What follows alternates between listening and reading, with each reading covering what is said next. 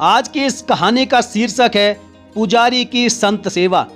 साथियों, एक ऐसी दमदार कहानी जो आपका दिल खुश कर देगी। तो चलिए शुरू करते हैं। एक गांव में नदी के किनारे भगवान श्री कृष्ण का मंदिर था। नदी के उस पार एक वृद्ध संत रहा करते थे। जन्माष्टमी के दिन महात्मा जी भगवान के दर्शन के लिए मंदिर आ रहे थे कि नदी का घाट ठीक ना होने से गिर पड़े। मंदिर में आरती चल रही थी। किसी ने आकर सूचना दी कि महात्मा जी मंदिर आ रहे थे तो नदी में गिर गए हैं। अब सुनते ही पुजारी जी आरती बीच में ही छोड़कर दौड़ पड़े।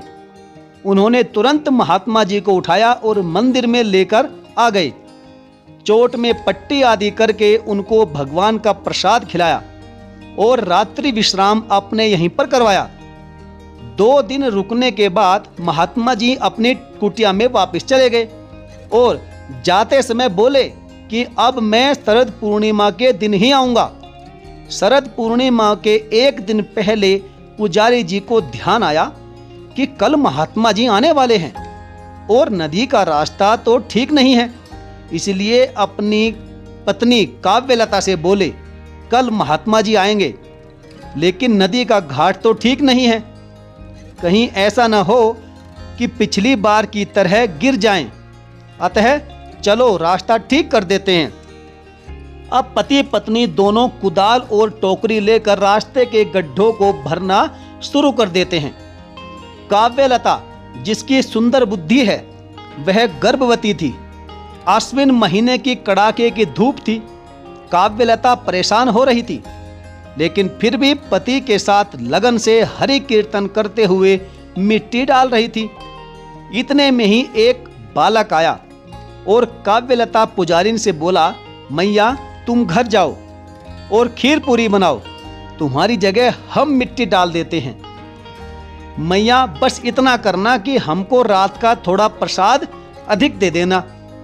काव्यलता बालक की सुंदर मोहिनी सूरत देखकर उसकी बातों में आ गई और वह अपनी टोकरी उसे देकर कुटिया में चली गई।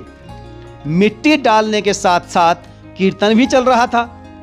थोड़ी देर में ही पुजारी जी जब कमर सीधी करने के लिए खड़े हुए तो अपनी पत्नी की जगह एक बालक को मिट्टी डालता देखकर क्रोधित हो गए। क्रोध में आकर बोले, अरे बालक, तू कौन है जो हमारी पत्नी की जगह काम करने आ गया?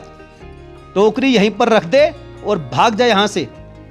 बालक बोला, नहीं, मैं तो नहीं जाऊंगा। अब पुजारी जी उसके पीछे दौड़े तो बालक टोकरी लेकर भागा। पुजारी जी भी बालक के पीछे पीछे दौड़े। बालक आगे आगे और पुजारी पीछे पीछे। भागते हुए बालक मंदिर में घुस गया। डांटते हुए पुजारी जी भी मंदिर में घुसे।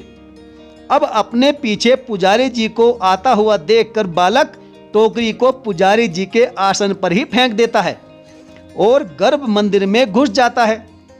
अब तो पुजारी जी के क्रोध का ठिकाना न रहा। अरे इतना गुस्ताख बालक, ठहर जा मूर्ख, आज मैं तुझे नहीं छोड़ूंगा, भाग ले जहां तक तुझे भागना है। अब मंदिर में पुजारी जी ने प्रवेश किया तो देखा कि बालक तो वहां पर नहीं है, बल्कि भगवान कृष्ण की मूर्ति धूल धूसरित है, अर्थात धूल से सनी हुई है। अब पुजारी जी के आश्चर्य का ठिकाना न रहा। अरे यह क्या! देखते ही पुजारी जी अचंभे में पड़ गए और तुरंत सारा खेल समझ गए। हे प्रभु लीलाधर, यह तेरी कैसी लीला है? आज तूने मेरी पत्नी की जगह मिट्टी ढोई है। पुजारी जी का गला भराया। उनके मुख से एक भी शब्द नहीं निकल रहा है। वह प्रभु के चरणों में लेट गया और भगवान से माफी मांगते हुए कहने लगा कि प्रभु, आपकी लीला से अनजान मैं आपकी माया को नहीं समझ पाया, मुझे क्षमा कर दो भगवान, क्षमा कर दो।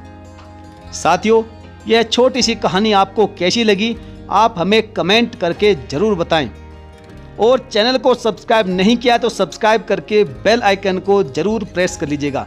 तो चलिए साथियों, मिलेंगे फिर और किसी बेहतरीन कहानी के साथ। तब तक के लिए धन्यवाद। जय हिंद, जय श्री कृष्ण।